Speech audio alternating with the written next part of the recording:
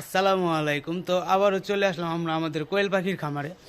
তো আজকে কিন্তু আমাদের যে কোয়েল পাখির বাচ্চাগুলো আছে সেই বাচ্চাগুলোর কিন্তু আজকে 4 দিন বয়স। আর 4 দিন বয়স পর একটা বাচ্চা মারা গেছে, ওইটা আমি আজকে বের করছি। তার আগের দিন 5টা বাচ্চা মারা গেছে।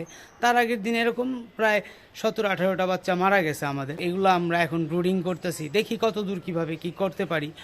তো চলেন যাই ভিতরে, যে পাখিগুলো দেখে আসি।